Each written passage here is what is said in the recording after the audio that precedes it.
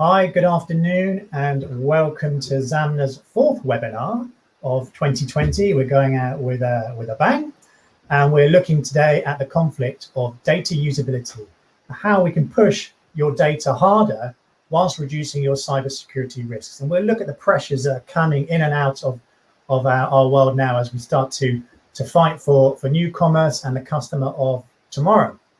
So in the post-COVID world, where every customer is ever more precious, there is a clear need to offer products and services that are truly tuned to the individual and that are relevant to their engagement with you. From the simple upgrade to offering health checks and things like that. This means you need to know more about the customer. You need to build products that are more specific to the customer and can be purchased ideally with just one click. This is working with personal and with sensitive information. And you don't really want to have to store personal information or PII. Quite the opposite. But you need to process that information in order to tune each and every offering to your customers of tomorrow. So we will explore how both these drivers of information security and the need to do more with data can be achieved, and how specifically a decentralized approach is going to potentially unlock untold potential for your business as well. Information security holds the answer to greater agility and speed to market. Now, that might come as a little bit of a shock to some people, and their experience might be that information security is far from the enabler. But this is what we're here to discuss today. So with me, I've got four amazing people that I've had the privilege of getting to know either over the last few years or the last few weeks or the last few months. And I'll just quickly introduce each of them to you. And then they'll take a few minutes to introduce themselves in full, tell you what they do and what they're doing within the cybersecurity and privacy arena, and what it is that's actually on their minds and on their hearts that we can discuss this afternoon. So I'm going to work around the screen that's in front of me. I'm going to start with Andrew Rose. So he's the resident CISO at Proofpoint. We then have Electra Japonas, who's the CEO and the founder of the Law Boutique. We then have Alex Gorilik, who is the CTO here at Zamna. And then finally, we have Alan Jenkins, who is the Cylon CISO and also principal consultant as well for Cybersecurity Navigator. So does quite a few things there. Myself, I am Raoul Cooper, and I am VP for Product at Zamna too. So that's who I am. So what I'm going to do now is I'm going to hand off to Andrew to start with, just do a bit more of an introduction of who he is, how he's ended up coming to be here today, and what it is that kind of keeps him up at night, one of the many things that maybe keeps him up at night. Andrew, over to you for a few minutes. Okay, so my name's Andrew Rose. I'm the CISO at Proofpoint currently. I've been in security for 20 years, been a CISO at numerous firms, mainly major law firms for a while. I was also an analyst at Forrester Research for about 5 years. I left Forrester because I was tempted to become the CISO of UK air traffic control, which was quite an interesting role, as you can imagine, where security really meant something. It was about safety. It was about lives rather than just data.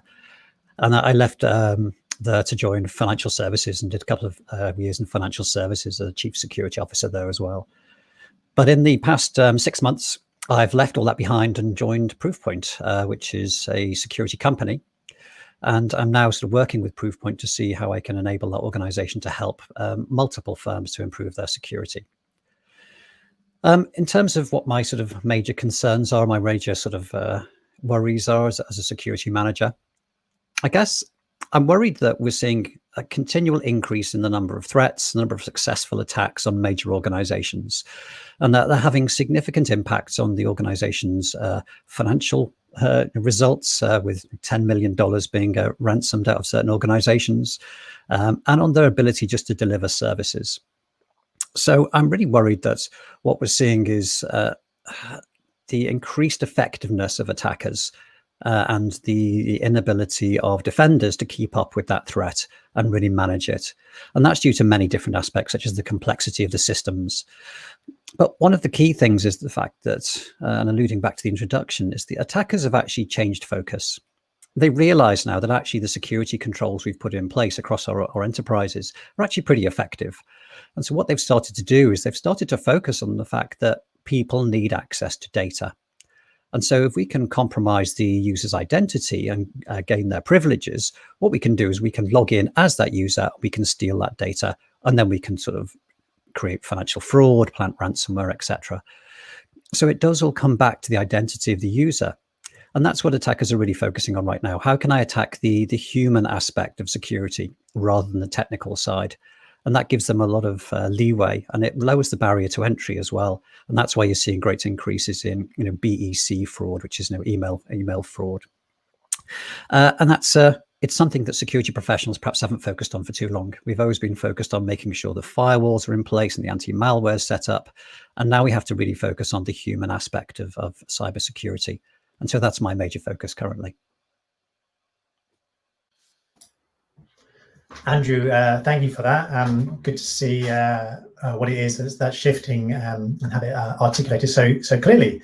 So let's take a slightly different approach now. Let's let Electra introduce herself and give her sort of specialism with regard to data privacy. Electra, over to you. Hi, thanks for having me. So I'm Electra. I'm the founder and CEO of the Law Boutique. The Law Boutique is a legal optimization company, which means that we support businesses with really optimizing their legal functions. So we're not a traditional law firm. I'm also a data protection lawyer by background, and we've supported lots of businesses in optimizing their data protection framework, and have also advised on some complicated technologies and how those align with the law. So as everyone knows, the GDPR came into force in 2018. So it was drafted in 2016, and there was an enforcement date of 2018 in May. And lots of organizations kind of went into overdrive to make sure that they complied with GDPR. They got all their policies and processes in place. And now they're in a position, from what we've seen, they're in a position now where they're saying, great, we've done what we've needed to do to comply with the letter of the law. And now we need to look at how to optimize what we've got, because we now realize that being really good at data protection is a commercial advantage, because people expect organizations to be really good at protecting the data that they're entrusted with. And I think what's frustrating and slightly worrying is that the GDPR was drafted in silo from other technologies being developed. So if we take blockchain technology as an example, those two things, so the drafting of the law and the development of that complex technology, happened almost at the same time. So they were happening in parallel. But the regulators, the people that were drafting the law, weren't really speaking to the people that were developing the technology. And if we look at if we look at some of the premises of blockchain technology as an example, one of them is data sovereignty, having the ability to enable people to have control over their own data, which sounds really sensible. It's my data, so I should have control over it. And the GDPR, on the other hand, claims to want to do the same thing. But if we take a step back, the reason why GDPR came into force and why the EU Commission decided it was a good idea to bring in a law with such teeth was the fact that they realized that data is the new currency. Personal data is the new currency. We look at organizations that are huge, like Google and Facebook. They don't charge you for their service. So obviously they're trading in something, and that something is personal data. So when it became apparent that some organizations weren't really treating data with the respect that it deserved, and weren't really applying the security measures that were required, the EU Commission was worried that people would stop sharing their personal data. And of course, the economic impact of that would be huge and detrimental to the EU. So the GDPR is not a law that came into force to burden organizations because the EU is really nice and wants to protect its people. Of course it does. I'm not being entirely cynical, but there is an economic basis for it. Now, unfortunately, that's not entirely aligned with what certain technology providers are aiming to do. So some technology providers really are aiming to give people control over their own data. But unfortunately, what frustrates me is the fact that I can't really advise in really clear terms what you can and can't do, because the GDPR didn't take into consideration certain aspects of new emerging tech. So it's really difficult to advise, and because it's such a new regulation, it's hard to find precedent to provide that robust piece of advice that people are seeking. And when you're in a fast growth organization and you're trying to develop products and features for products, it's difficult to find the right answer, because often there isn't one. Often it's let's try and see what happens. So when there are technologies that remove that, or there are businesses that remove that as a question because they don't use personal data, or because the personal data they use is completely anonymized, that's great, because you can comply with the law and you can also do what the law intends at the same time. So those are my thoughts around the topic. Fantastic. Thank you, Electra. Really insightful just in your opening comments there.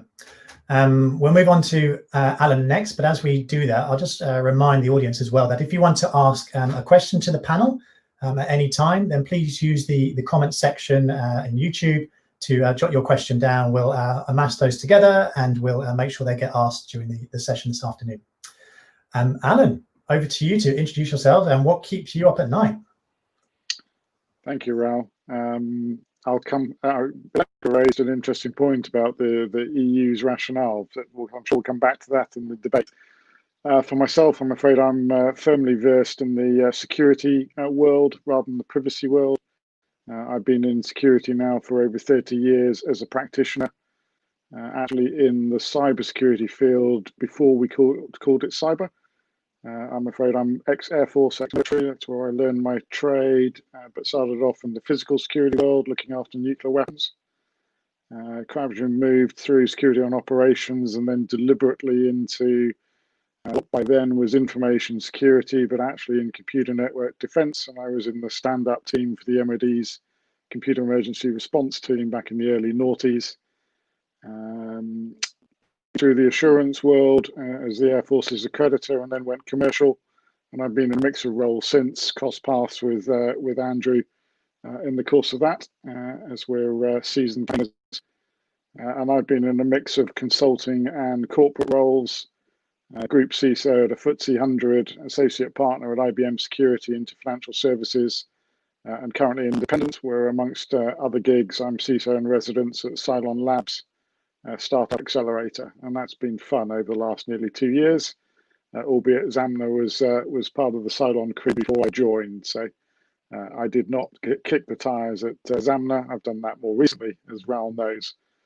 In terms of the topic, I guess I'm kind of interested in how we turn security from a break into the enabler. You know, we've been talking about it, but I think we've got an opportunity presented by, dare I say it, current events, but also in terms of the increased use on digital tooling, whether that's as a consumer or indeed for enterprise, as more and more of us, or indeed many of us, are now working from home more often than not. But somewhere in there, we've got to make zero trust real. I actually remember it being called deperimeterization by the Jericho Group when I first came into this world. But there's somewhere in there that we've got to make security frictionless for the user. And we're still some way away from that, though I'm sure Andrew and Proofpoint have something to say on that topic. But I think our biggest challenge in security remains, how do we prove the effectiveness, the value of it, given so much money has been thrown at it in the last 10 years. And yet, as recent events show, security still gets undone. And that's probably our challenge. Security only really comes into the spotlight when it fails. And we need to turn that around. And I think that's probably our challenge stroke opportunity. And the world that Zamna is in, I think, is one of those areas where the benefits of a secure infrastructure, a frictionless experience for the user, and particularly a means to cross borders, whether that's a business boundary or a national border by land, sea, or air. I think that value, that business return, starts to be tangible for the users, and particularly for the chief finance officers that are paying for it. But at the same time, we've got to make sure that those systems, as we become more dependent upon them, are resilient.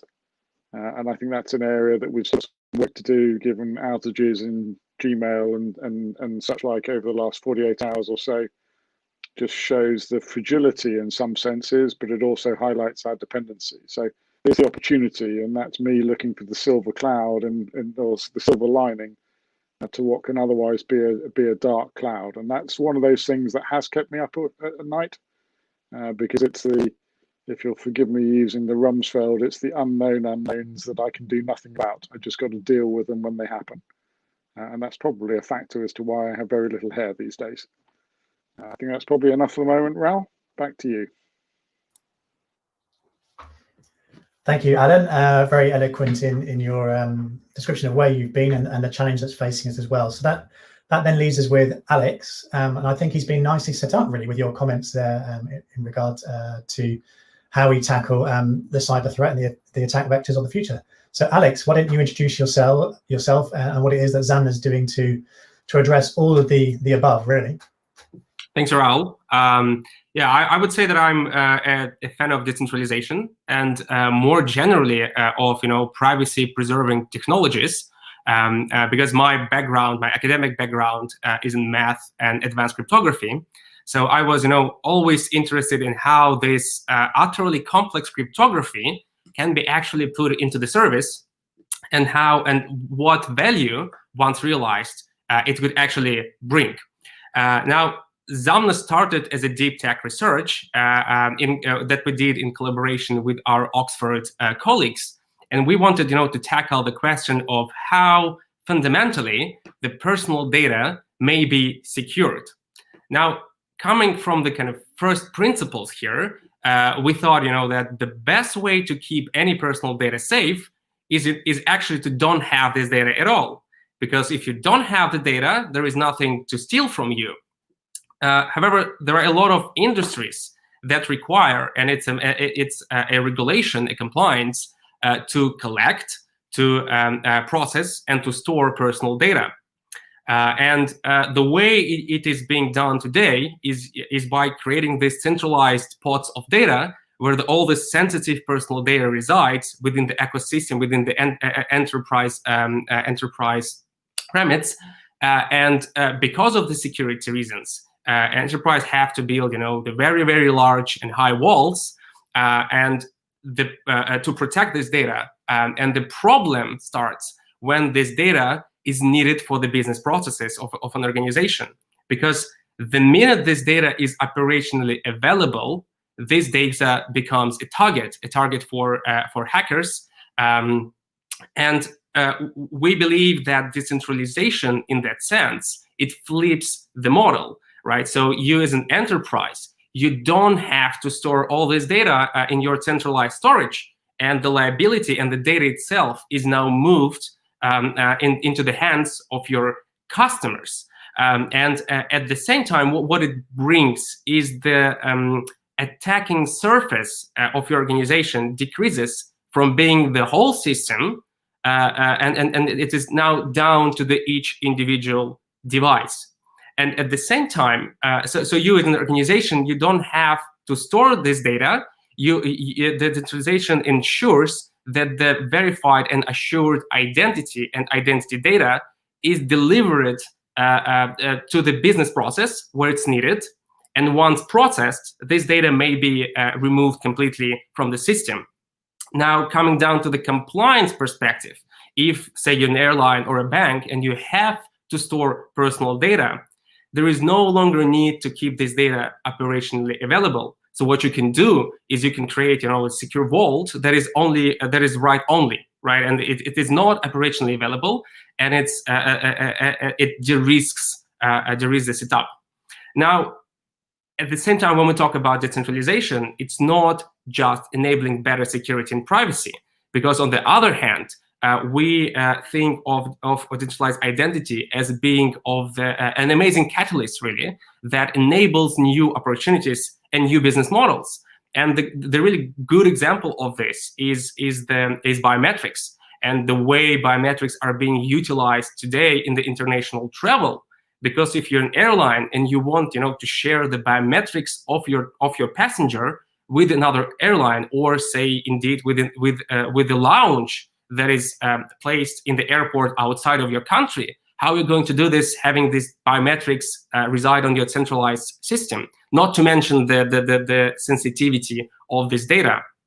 And at the same time today, what I wanted to bring into the conversation really is that something that is not being really discussed around decentralization, and namely that decentralization, unlike when you're an enterprise and you utilize the centralization and you have the centralized data store, you control the way identity data of your customers is being shared when and with whom, right? So your commercial security is being kept. At the same time, when we talk about decentralization, we usually mean self-sovereign identity. And what it means that data belongs and owned by the customer. So the minute you think about your commercial data, like loyalty tier, for example, is being handed over into the hands of your customer, they can share it with your competitors. And this is something that is not being talked a lot. And at Zamna, we solve this by unifying, these both worlds. You've got the decentralization approach where you don't have to store the data, and at the same time you have this this commercial security for organization, because you know that you can control with whom your customers can share this data. Excited to discuss this with the panel. Alex, thank you so much there. That was a very eloquent way of describing what it is that inspired you to create and form Zamna, and what it is you're doing there. So what I'm going to do is I'm going to turn this back, and I think I might start with Alan, if that's okay, and look a little bit at the economics that is shaping this as one of the factors and one of the forces that's in play. You kind of alluded to it a little bit in your introduction about how cybersecurity needs to become much more, or information security needs to become much more of an enabler rather than something that stops things from happening. It's not just a case of the computer says no, but we need to enable future business. So when it comes to looking at the cyber function, is the perspective that industry is seeing that just as a cost center, or are they seeing value propositions, or are they asking for explicit value propositions that come out from that world? And with those influences, in terms of what Alex has just described, how does that change your thinking about new technology, a decentralized approach? Thank you, Raoul. I think it's a challenge for most outfits as to how they do their business case to justify their skilled investment. Even a vendor such as Proof ID will have to make a fairly tough call between which functionality wish list, if you will, to invest in, based on customer demand, obviously, but also about what the margin might be on that. But if you're on the other side of that, i.e. you're on the buying side of that, your business case isn't just about how much it is to buy that product or that service from the vendor. It's also the cost you're going to have to invest in terms of implementing that and then running that through life, and that includes decommissioning and disposal. And that's often a bigger ticket item than it is the actual purchase of the solution or the service. And then you get the challenge back from the business, often in the form of a difficult conversation with the CFO. And I've been there. What am I going to get for this money? You and your predecessors, you and your team have been coming to me for more and more money over the years, and I'm just not seeing a value return.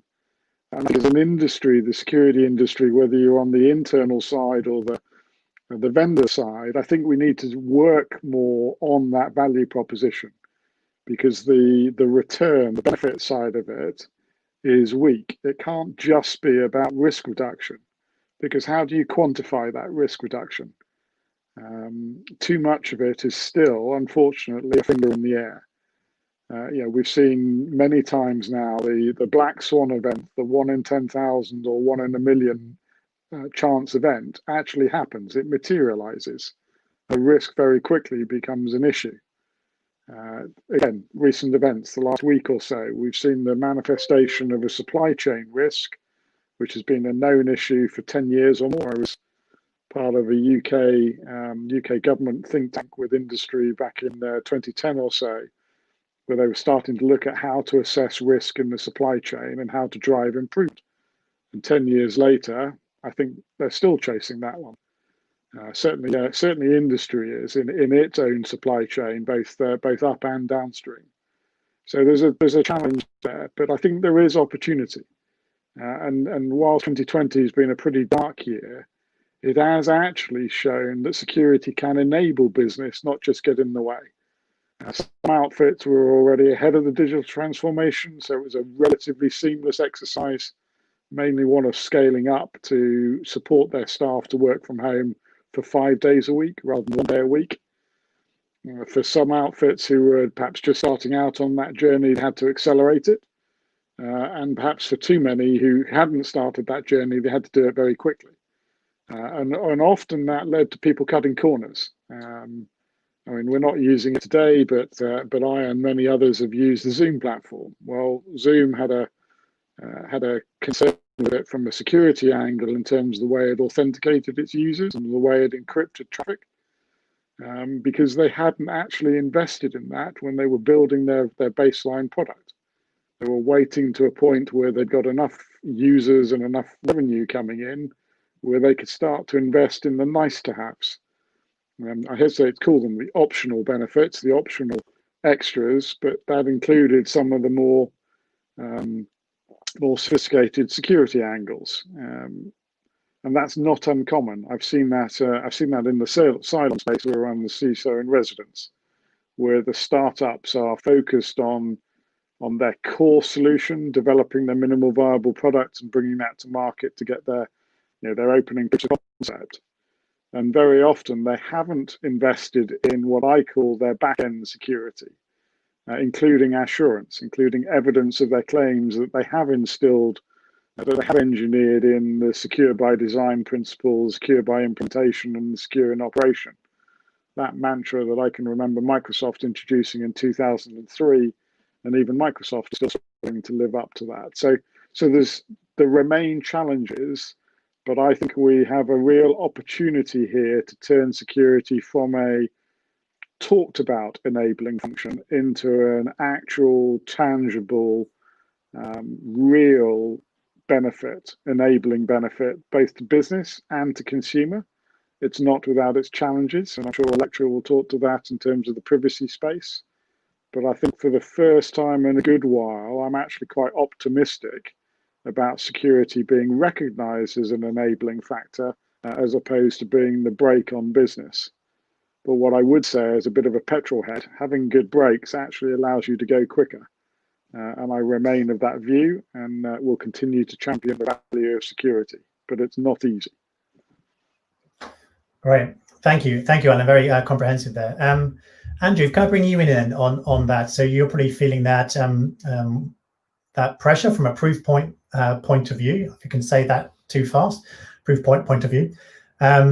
You've got you're seeing a different attack vector arise, and it's not a case of building walls higher. It's a case of thinking differently. Do you want to talk a little bit about how you are thinking differently, how you are looking at identity and credential fraud, what it is maybe that what Alex spoke about in the decentralized approach that maybe aligns, or any questions that sit around there as well? Yeah, the decentralized piece I'll come back to, but it does provide some challenges. From the proof point perspective, we've very much seen that the attackers have pivoted away. The controls that security professionals have put in place, the firewalls, anti-malware, etc., have all been pretty effective. And so now we're not seeing them concentrating so much on technology-based attacks. I think we see from the Verizon data breach study, I think we saw that 84% of the most successful attacks were human related. I think 37% were credential theft, a number were phishing attacks, and then the rest was sort of human error. And that made up the vast majority of successful cyber attacks that we were seeing. It wasn't about, trying to hack through a firewall or get some malware sort of put onto a gateway. It was very much about getting the users to do your job for you as an attacker. And they would be looking to send phishing emails through, or attachments that people would be triggering, and getting the human to do that criminal activity for them, to either click on a link to enable the malware, to run the code for them, or to just simply pay them the money straight out, just make a mistake and pay the money. So we're seeing the majority of attacks are coming via the email channel. I think 84% of, I think it's 94% of cyber attacks come via email. Of those ones that arrive via email, 99% require the human to do something. So you can see straight away, the vast majority of cyber attacks start with the human. And that's the piece we're trying to fix. That's the piece we're trying to reduce that threat vector. Because what we're seeing is that if we can educate the human, if we can take away that huge plethora of threats that are flying at them, if we can reduce that, then we can significantly reduce the threat for an organization. There's many different sort of steps that goes on after that, but that's the core concept, is about really that people-centric focus. That to date, technology has been the center of our security focus, and it shouldn't be that way anymore. We should be looking at the people and then the data after that. To talk about Alex's point on the decentralized data, I think it's an interesting one, and I don't disagree, but I guess having been in the industry for so long and worked with some large organizations, I see the technology debt and the legacy kit that many organizations really carry with them. And I worry about this new vision for having security enabled, because the data is fragmented and pushed into many different places. I'm just wondering how long it will take for organizations to be able to pivot to move to that.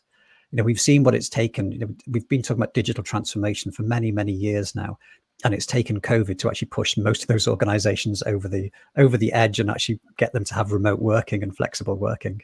So I wonder what it will take to actually get these older in the tooth organizations to be able to move to this new way of thinking about the data storage and the data management, because it will require a complete technology refresh.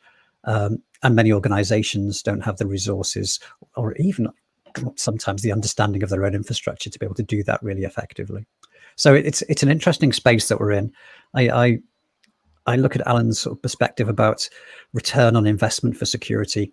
It's something that we've talked about in the industry for many years and always struggled to provide. I've never seen a really good return on security investment model. And in speaking to CFOs recently, I'm not sure even they expect to see it either. What they do expect to see is a reduction in threat and value for money. And that's the sort of key things they tend to be looking for when security professionals have those discussions about investment in new technology. But that's enough random points from me. I'll pass it back to you. Oh, very good, Andrew. Thank you so much. I think I'll take your points that you raised there, and I'll come back to Alex. So, Alex, it sounds like what Andrew's saying, that these new technologies might be great, but moving to them is problematic, is hard, and means we've got to rip and replace, doesn't it?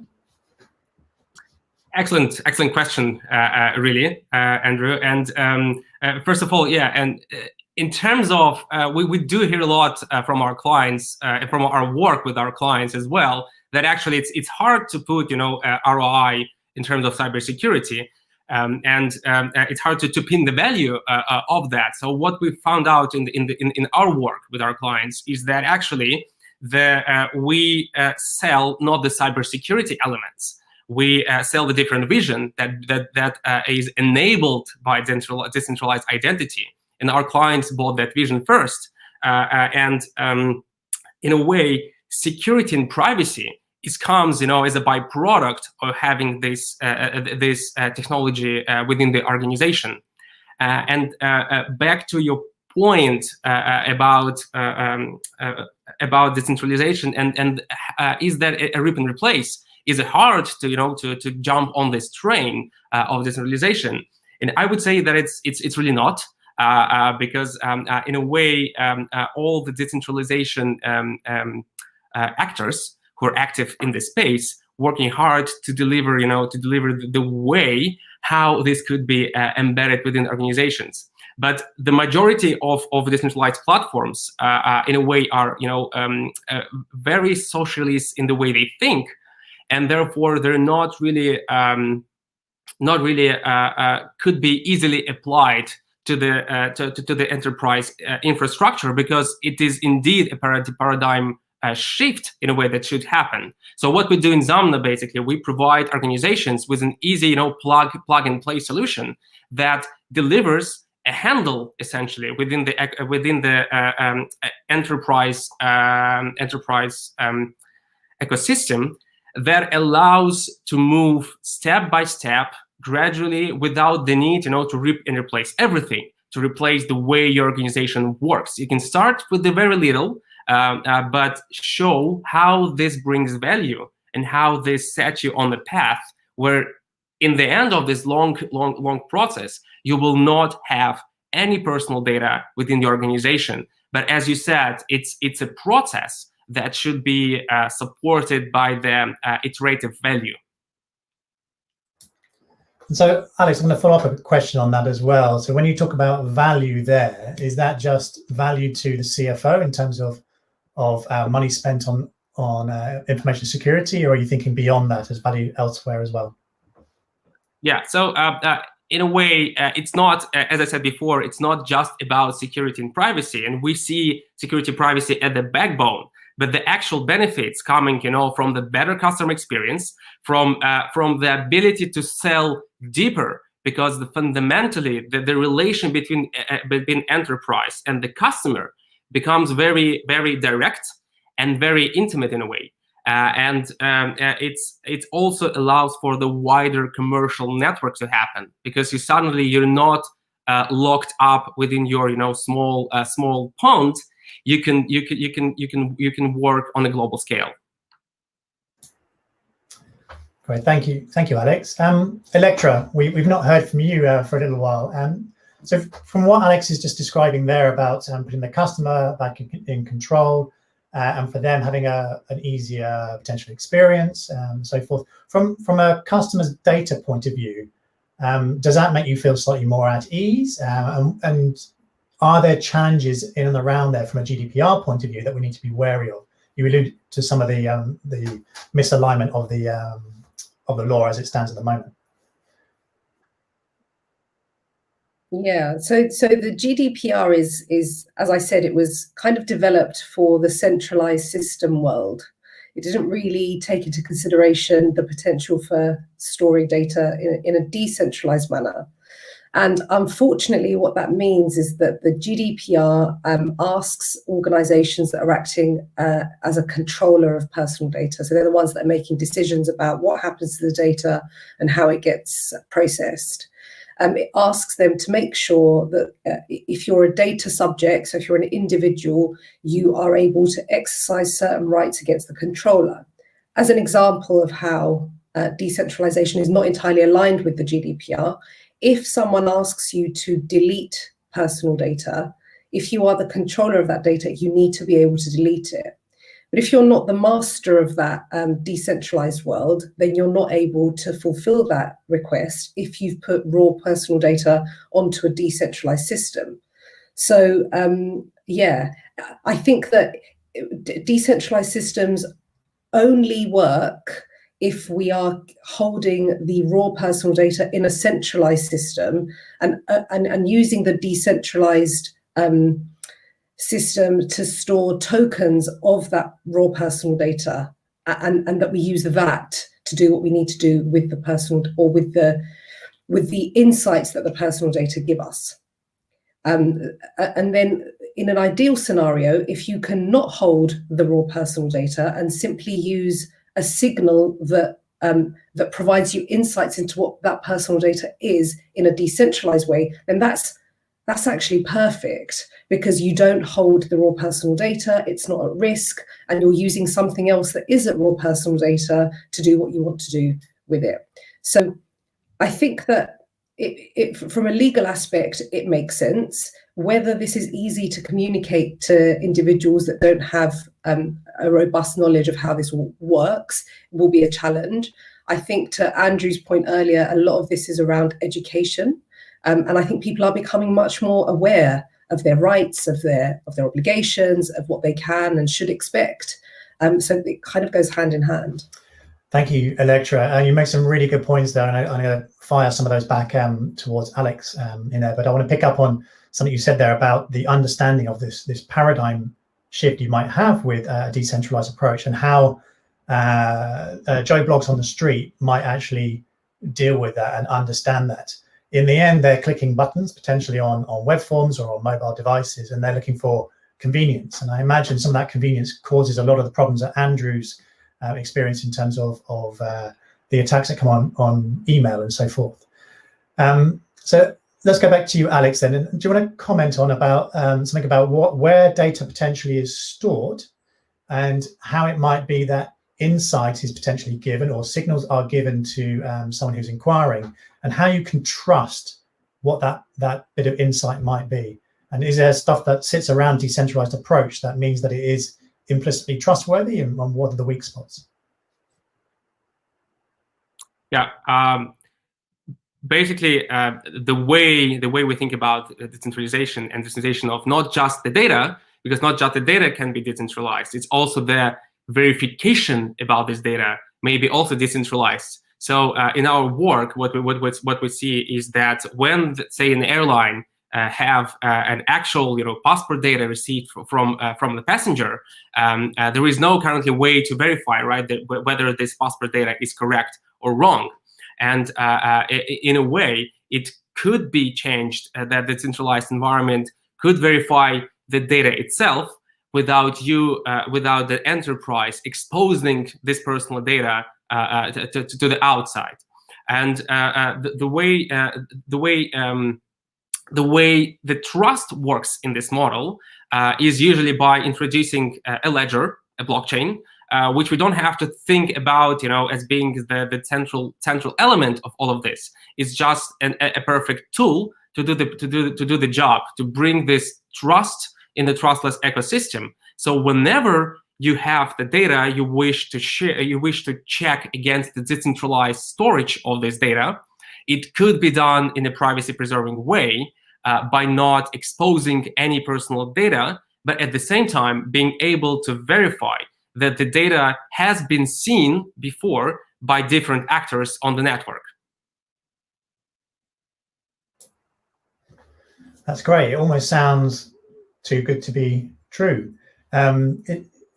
So what you can do through that in terms of applying that technology is ease the customer journey. Yes, you're going to enable fewer checks, potentially processes in airports or at borders and things like that. Are there other applications that go, excuse me, that go beyond just kind of international travel? I mean, how far can you take this concept? Well, it's also kind of, if we think about any particular organization, any particular vertical where identity is the key, and identity done wrong possess a high risk for organization. That's where it could be applied. And the great example of this is the very famous use case of verifying your health status, right? So especially in the era of COVID, we should have a way to verify that we are COVID-free, and at the same time, this should be based on the identity, because if your health status is not underpinned by verified identity, then it doesn't really bring any value, because anyone could use this in malicious activities. So what identity rails in that sense could bring, and done in the decentralized environment, is a secure way of proving not just who you say you are, but also all those additional metadata that can be surrounded by other entities. Yeah, thank you, Alex. So let's go back to yourself, Electra, then, in terms of, well, we can make things better. We can improve customer experience. We can stop sending data across the wire. We can do more around that. But companies are still having to process this personal data. I mean, is there other aspects we need to consider, or that we haven't spoken about yet, that you want to bring to light, that we should be considering to help change our businesses to be more in tune with where we need to be? I mean, the security frameworks that you can implement to protect personal data are obvious. But what the GDPR also says is that you could anonymize personal data. And unfortunately, the bar for anonymization, as per the GDPR and the European Data Protection Board, is really, really high. And we're still waiting for some guidance from the ICO there. But if we can anonymize data as much as possible, then that would be ideal. So I think instead of getting into the mindset of let's collect loads of personal data so that we can do whatever we want with it, if there's a mindset shift from that to let's get the personal data that we need, and then let's immediately put a process in place to anonymize as much of that data as possible, so it remains valuable because you're getting the insights that you need from the data, but then you're anonymizing it so that it's no longer at risk. And I think thinking of data in a way that you can basically segregate it so that it serves you in the way that you need, rather than just lumping it all into one place, is probably a shift that we need to see, and that we're working on with various clients to try and get them to that place. Yeah, really good point there. And there's something that comes off the back of that about then the usability of within the business of that data as well, or the insight that comes from that. Andrew, maybe I'll come back to yourself on this, because you spoke earlier on about a lot of attacks coming through the front door rather than over the high walls. What is it that you do, and what is it you're thinking in terms of how you might protect individuals who've potentially got easier ways of using mobile phones and things like that? What technologies are sat around there that actually help secure this? I'm thinking kind of like, how far can you push multi-factor authentication but still maintain usability and convenience from a customer point of view? And what are the risks that sit around that? It's an interesting puzzle, because you're dead on that. Actually, what they do is the problem is that pretty much all organizations these days get their value from accessing their data. And so you access the data, you have to allow your staff to access the data. So whether it's decentralized or whether it's not, at the end of the day, somebody in your office is going to have to access that data to transform it, to create value, to make your organization move forward. And that's what the attackers have realized. So the attackers go, well, why would I bother trying to break into the database or steal the database or identify the decentralized data? Why don't I just log on as this person in accounts or this person in the data science team, and I'll be able to see all the data they've got access to, and I can then sort of pull it out that way. So putting encryption on databases is a great idea, but actually, because the attackers are logging on as a legitimate person, they're able to see the data in clear text. So it becomes a real challenge, and you have to start to apply different models to analyze the behavior of people within your organization, to try and identify people who have actually had their accounts subverted and are working in a different way. This has been accelerated through COVID, and many organizations rapidly moving to cloud technology, and people moving, logging on from anywhere. And there are certainly organizations that used to have specific locations set up for secure working, and suddenly they had to figure out, how can we do this secure working that's meant to be in this locked room? How can we now do that from people's bedrooms and their offices? So they've had to transform their way of working really rapidly, and that's opened up gaps and misunderstandings that criminals can take advantage of. There are many things you should be doing in terms of putting in that machine learning and the AI to sort of identify the behavioral analytics to identify people who may have been subverted. But you're right about trying to put in additional controls. And so within Proofpoint, one of the things that we look to do about protecting the data is to look at how you can leverage those analytics to apply controls on people in real time. So if you see an account that's starting to act strangely, starting to access data it's never accessed before, starting to access volumes of data that it's never really done before, you can start to intervene in that transaction and say, actually, can you just re-authenticate yourself? Can you just go through multi-factor authentication again? And that's an easier way of doing it, because I think a lot of the organizations have always seen multi-factor authentication as example as a very black and white control. Do we really have to have multi-factor authentication every time I switch cloud? Is that really workable? Do I have to put in my password every time? Do I have to re-authenticate myself and prove myself that I need to have access to this data every time? It can really stop the organization working. But removing those controls puts you in a world of peril.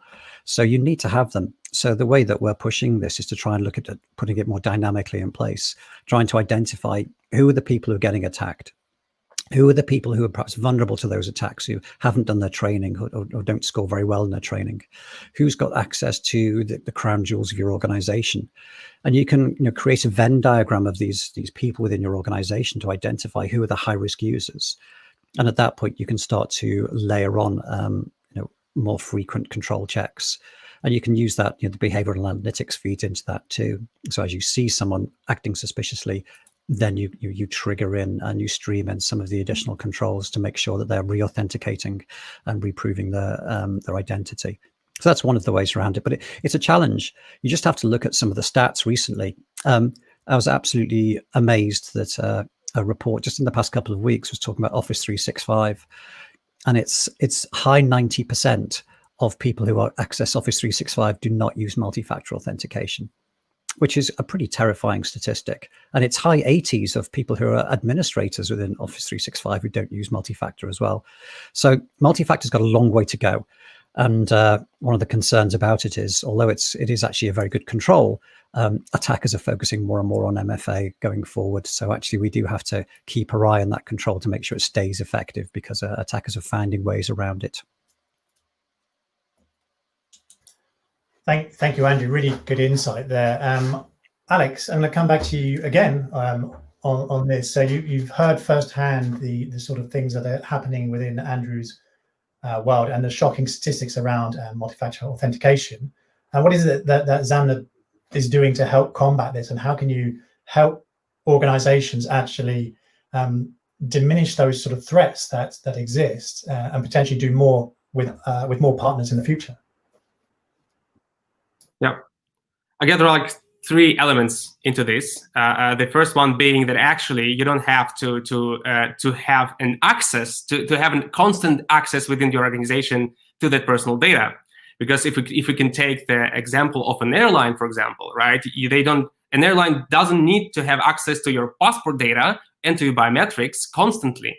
They want to have access to your email address because they want to send you the email notifications.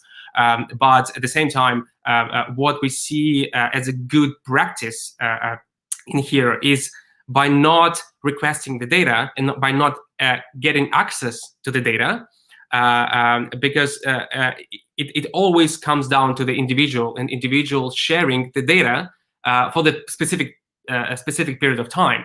Right, so an airline can access this passport data, for example, only at this specific point of time by having a specific anonymous token in a way, and that creates more barriers for such events within the organization, because there is no immediate access, there is no constant access to that data. At the same time, because we move a lot of things onto the device, including your biometrics, for example, there is a clear and very seamless way of how multi-factor authentication can be embedded into the actual process of how you deal with your customers. Because how we see this, especially around payments industry, if there is not enough security that is placed around payments, that people tend to abandon their cards because they think that there is not enough security for their credit card details, for example. And at the same time, this data is needed for the process to work.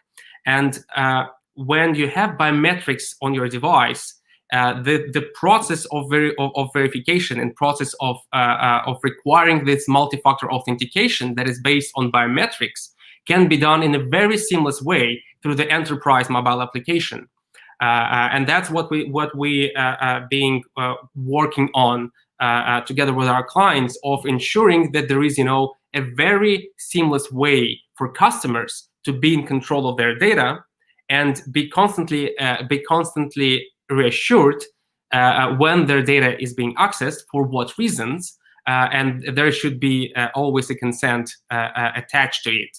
And at the same time, when you move data onto a customer, it suddenly becomes more and more, much more easier to make the use of this data, because you suddenly can. It's not you as an organization shares biometrics, shares personal details of your customers with your partners.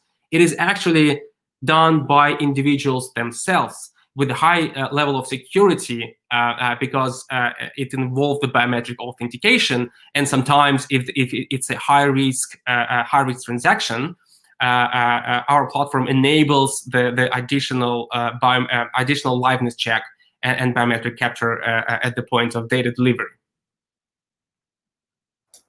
I see. So you're attacking these head on. You mentioned in there financial services as well, and looking at that sector. Electra, can I just turn back to you? I don't know whether you've got explicit experience within financial services, but there's a whole new set of regulations and legislations that need to be brought in mind there. I mean, do you want to comment on how decentralized and the data risks sit alongside those regulations as well? I mean, you've got your anti-money laundering and KYC regulations, and you need to hold personal data for a specific amount of time after the data is used or after a customer's closed down their account. So you have all those data retention requirements. And I think because we predominantly work with fintechs, so I think that's why we talk about anonymization as much as possible and segregating your buckets of where your data sits. Obviously, with Brexit, there's the added complication where if you're a financial services institution, you will probably need to now go and open up a branch in the EEA, in the EU, so that you can continue to serve your customers. So how do you share data between entities? And it gets more complex. So the regulatory space for financial services is already complex. And added to that, of course, you have Schrems 2, which is the decision that was made earlier this year on transferring data to the US.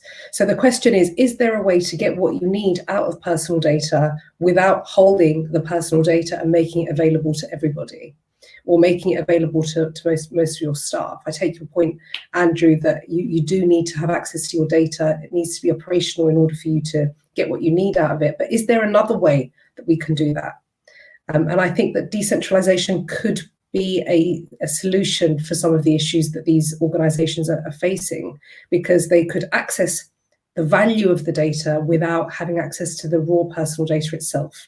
So I think that's the bit that we're trying to navigate. All right, thank you, Electra. Yeah, it's really interesting. I think that there is a need in certain instances to share data to actually make the opportunities come to life. And I suppose the final question, which I'm going to point back at Alex again, he's under the grill today, is, well, if there is the need to share data, how do you ensure that that is done in the safest possible way and done securely, and that the person on the end of the cable is trustworthy? Right.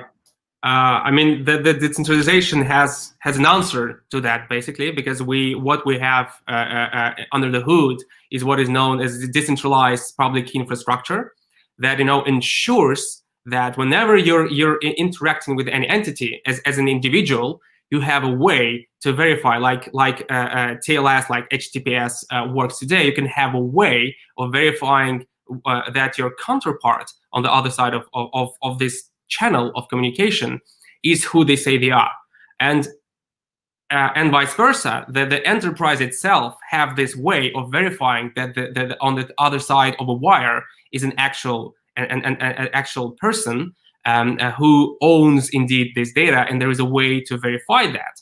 Now, the additional security comes into play when you've got your mobile application with the wallet that holds your identity data. And the way you share it with the others is by establishing an end-to-end encrypted secure channel with all the participants with whom you're going to share this data with. And what it creates is a random securely encrypted channels that allows this communication to happen. And what we use these channels for is actually by building, the events platform on top of that, because it allows for something really exciting, which is identity orchestration.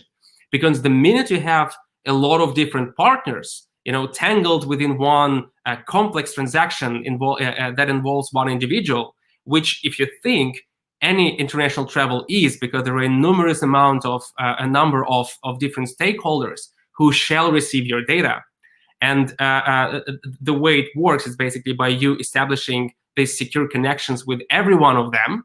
And this decentralized angle allows all those participants, all those stakeholders, to instantly verify the individual on the other side of this channel. Right, thank you, Alex. I'm just looking at the time, and we're just about out of time, but I'm going to be cheeky and go over by just a couple of minutes.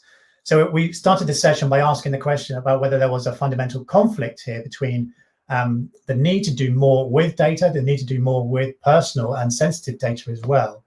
And is there a conflict there that comes up against an information security perspective? Now, what I've seen from what's been described is, yes, there is an information security angle that we need to respect and honor, but there are technologies and there are ways in which we can tackle these head on. And actually, as Alan said at the very beginning, have information security much more as an agile enabler rather than the computer that says no in how it used to be. So that's the opportunity, it seems, really, rather than a conflict that seems to emanate out. So I'm quite optimistic looking forward with that said, but I'll ask for just a 30-second wrap-up statement from each of our panelists. And I'll start with you, Alan, actually. What's your 30-second takeaway that you'd like to take away or leave with our audience today? Thank you. I suppose looking ahead, inevitably there's going to be more regulations coming into play. Continued concerns about privacy are driving that. And the crossover point for me is this resilience piece has become more dependent on the technology. It's got to work more of the time. So the EU's Digital Operational Resiliency Act that was draft published in October and looking to introduce in 2021, it's in financial services, that's its target sector, but I think it will creep out of that over time. Link that with the NIST directive around critical national infrastructure. I think the resilience is going to be the next vogue term, but somewhere in there, frictionless has to come into play, and I think that's an opportunity. I think that's an opportunity for a number of us on this panel, but I think we'll see benefits from that, practical benefits that perhaps have just been out of reach before, but they're coming. Great, really eloquently put there. Thank you, Alan. Electra, parting comments. I think we'll see more creativity around how people manage all the varying risks and compliance obligations that they have, and a bit of a mind shift in terms of how we treat security and personal data. And I agree with Alan, there needs to be a more human-centric, frictionless approach to it. Great, thank you, Electra. I couldn't agree more with that statement. Andrew? Because I haven't said anything controversial in this, I'm going to chuck it in now. It's an interesting topic to think about whether privacy is a differentiator or just a core level expectation from customers. And it's also interesting to look at what happens when that's in certain circumstances when that sort of trust is broken. And you can look at many organizations that have lost hundreds, thousands, millions of sort of customer details, and yet they still are, doing really well in the stock market, still doing well with their customers. It's interesting to sort of think about privacy from both of those sides. That is it a differentiator? Is it an expectation? And what happens when the trust is broken? Does it really make a difference? You've got to put all that in together with the cost of building security and building privacy into your enterprise, and start to think about how you can make those business decisions go. Right, thank you, Andrew. A really, really good question there, actually, as to the effects of getting privacy wrong and trust being broken. Alex, we'll end up with yourself. Parting comments for our lovely audience. Yeah, I do think that decentralization brings the new angle and the new age of services we're going to see, and the complexity and the beauty of the modern cryptography that we have today surely needs to be realized and surely needs to be adopted by a lot of different organizations. But I guess the main idea I think that I wanted to deliver is that there is no rip and replace in adopting decentralization, because we see that it is one of the biggest rocks that our clients stumble upon, because and they think that actually we need to pivot, we need to change everything we do and the way we do this from day one. And what we're saying to them is you don't have to do this. You don't. The path to become this privacy preserving organization is actually through this iteration of value delivery, and through small steps you can take towards this direction. Great, thank you, Alex, and thank you again to Andrew, Electra, and Alan for giving up an hour of your afternoon this afternoon. It's been a really interesting conversation. I appreciate your time greatly, and I think I'm coming away from this pretty optimistic. Really, there's threats that are out there. There's always going to be threats out there, and that's good for business in some ways. But there is optimism, and there is cause for growth and new opportunities and new things that we can do together, which is quite exciting. Well, very exciting, really. So it just leaves me to say thank you again to this amazing crew, and I hope that all those who are watching have enjoyed it. If you've got any other feedback or questions, please do send us a note or leave a comment on the YouTube.